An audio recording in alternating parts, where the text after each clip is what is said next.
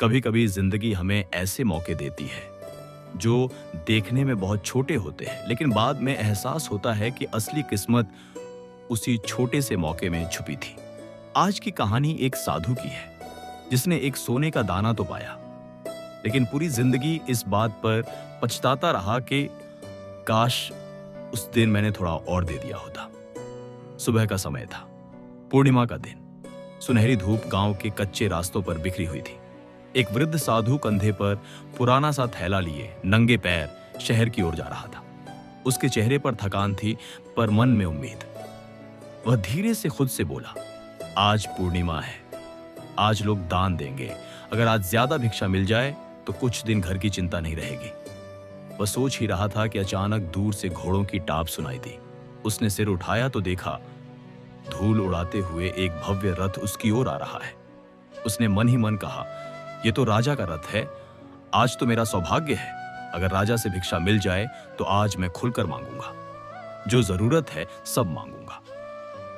रथ आकर ठीक उसके सामने रुका। साधु ने थाला आगे बढ़ा दिया। दिल की धड़कन तेज हो गई। उसने सोचा, आज कुछ बड़ा मिलेगा। लेकिन राजा ने जो कहा उसने साधु के सारे सपने तोड़ दिए। राजा ने हाथ जोड़कर कहा, संत महाराज, मैं जानता हूं कि आप भिक्षा मांगने निकले हैं, पर आज मेरे कुल ज्योतिषियों ने कहा है कि पूर्णिमा के इस दिन जिस पहले व्यक्ति से मेरी भेंट होगी, मुझे उसी से कुछ न कुछ दान लेना अनिवार्य है। अगर मैंने ऐसा न किया तो पूरे राज्य पर संकट आ सकता है। कृपया मुझे क्षमा करें, पर मुझे आपसे कुछ लेना होगा। साधु स्तब्ध रह गया। जो उम्मीद लेकर उसने रथ की ओर देखा था, अब वही निराशा में बदल गई। वह बुदबुदाया, मतलब मैं राजा को दान दूं, मैं जो खुद भिक्षा मांगने निकला हूं? लेकिन राजा विनम्र रहा। बोला, मुझे क्षमा करें महाराज, यह मेरा नहीं, भाग्य का आदेश है। जो आप दे सकें कृपया दें। साधु के मन में अजीब सा संघर्ष शुरू हो गया। उसने सोचा, मेरे पास तो बहुत कम है, अगर मैं कुछ दे दूं तो घर में क्या बचेगा। लेकिन मन के भीतर से एक हल्की आवाज आई, शायद यह कोई ईश्वरीय परीक्षा है। शायद अगर मैं देता हूं तो ईश्वर इसकी भरपाई कहीं और से कर देंगे। लेकिन डर और कंजूसी ने उस आवाज को दबा दिया। उसने थैले में हाथ डाला। थोड़े चावल, थोड़ा गेहूं और कुछ छोटे सिक्के थे। उसने सिक्का देने के बारे में सोचा, लेकिन तुरंत हाथ रोक लिया। फिर चावल की एक छोटी मुट्ठी उठाई और उसमें से भी केवल एक दाना अलग किया। उसने बिना आंख उठाए वह एक चावल का दाना राजा की हथेली पर रख दिया।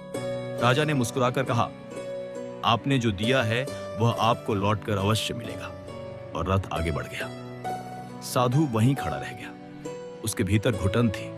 उसने सोचा, आज मैं राजा से इतना कुछ पा सकता था, लेकिन उल्टा मेरा अपना एक दाना चला गया। दिन भर वह निराश रहा। भिक्षा भी बहुत कम मिली। शाम तक थका हारा घर लौटा। दरवाजे पर उसकी पत्नी दौड़कर आई। चेहरे पर खुशी थी। उसने कहा, सुनते हो, आज तो भिक्षा बहुत अच्छी मिली। लगता है पूर्णिमा हमारी किस्मत लेकर आई। लेकिन साधु चिड़चिड़ा हो चुका था। उसने कहा, तुम क्या जानो आज क्या हुआ। आज राजा से मुलाकात हुई, लेकिन मैं उससे कुछ मांग नहीं पाया। उल्टा मुझे ही उसे दान देना पड़ा। मेरा एक चावल का दाना भी चला गया।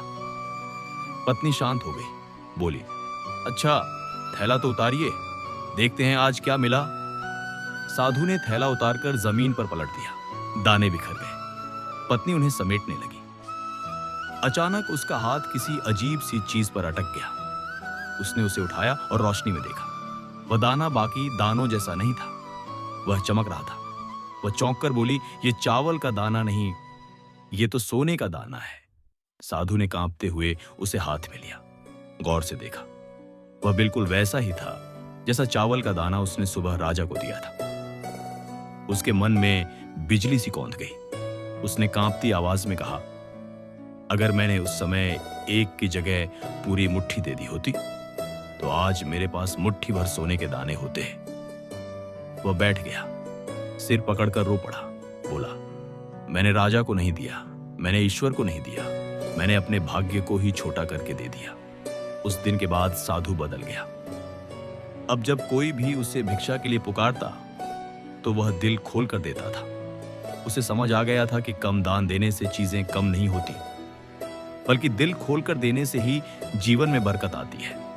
वह हमेशा कहा करता, दुनिया में असली गरीबी खाने की नहीं होती, असली गरीबी तंग सोच की होती है। जितना हम देते हैं उतना ही जीवन हमें बढ़ाकर लौट आता है। दोस्तों, जब अगली बार कोई आपसे मदद मांगे, ये मत सोचिए मेरे पास खुद ही कम है, बल्कि ये सोचिए शायद यही वो मौका है जहां से मेरा सोने का दाना लौट कर आएगा। और याद रखिए, जो हम देते हैं वही बढ़कर किसी न किसी रूप में हमारे पास वापस आता है। अगर ये कहानी आपके दिल को छू गई हो तो इसे किसी ऐसे इंसान के साथ जरूर साझा कीजिए जिसे आज थोड़ी उम्मीद और हिम्मत की जरूरत हो। धन्यवाद।